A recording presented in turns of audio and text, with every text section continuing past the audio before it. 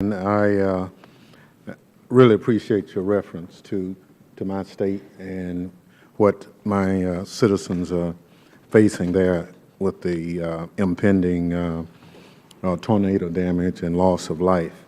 However, I'm also pleased, Mr. Chairman, that the full committee is meeting to consider bills that address emergency communication, chemical security, and acquisition. Though all three bills under consideration were authored by Republican members, Democrats on this committee have been constructive partners, offering amendments that, through the legislative process, have markedly improved each of these measures. Representative Payne, Clark, and Barber, the ranking members of the three originating subcommittees, warrant special recognition for their efforts to ensure that these measures reflect the oversight findings of this committee as well as stakeholder feedback. Throughout my years on this committee, I can safely say that oversight of procurement and acquisitions has consumed a significant amount of our attention, rightly so, I would add. Each year, the Department spends approximately 1/4 of its entire budget on procuring goods and services. Yet, since its inception, managing acquisition has been a significant challenge for the Department. Presently, there are about 100 major acquisitions with estimated life cycle costs of more than $300 million each underway at the Department. 37 of these acquisitions are estimated to incur over $1 billion each in life cycle costs. Cancellation of a major acquisition, as occurred repeatedly with integrated technology programs to bolster security at the southwest border, is costly not only from a financial standpoint, but operationally. In the current budget climate, in particular, DHS cannot afford costly or avoidable missteps in the procurement process. The management framework that was put in place under the Obama administration has, by all accounts, the potential for improving DHS acquisition management in some significant ways.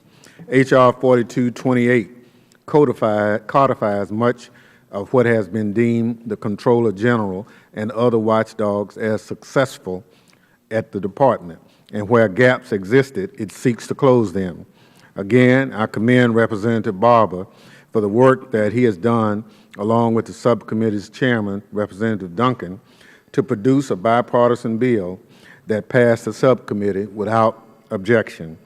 Democratic members, myself included, have prepared a number of amendments to further strengthen the integrity of the Department's acquisition process.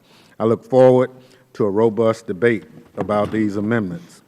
I also expect the debate will be robust regarding H.R. 4007, legislation to renew authorization for the Chemical Facility Anti-Terrorism Standards Program through 2017. As a lead author of the original legislation, I have consistently supported efforts for this committee to assert its jurisdiction and advance chemical security legislation. In the 8 years since DHS first received authority to stand up CFATs in an appropriation bill, the jurisdictional obstacles that stood in the way of freestanding legislation in 2006 have not been overcome. However, I've been told by the chairman that looks like that impediment might be resolved, and I compliment him on his working with the other committee. H.R. 2868 eliminated the regulatory exemptions on water and wastewater facilities that have worried every Secretary of Homeland Security since Secretary Chertoff. It called for assessment of methods to reduce the consequences of a terrorist attack to be done on highest risk facilities in populous communities. H.R. 2868 also laid out the Department's obligation with respect to providing timely feedback to regulated facilities. I could go on and on about the bill, but suffice it to say it was comprehensive.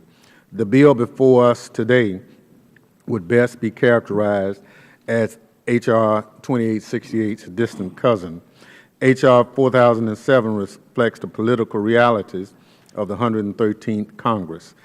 As I have told the chairman, I had major misgivings about the number of provisions in the bill as introduced. However, I'm pleased that through the legislative process, many of my fundamental concerns have been addressed. In particular, I'd like to acknowledge the inclusion of language authored by Representative Clark to clarify the personal surety program that will ensure that the Department meets some common sense requirements.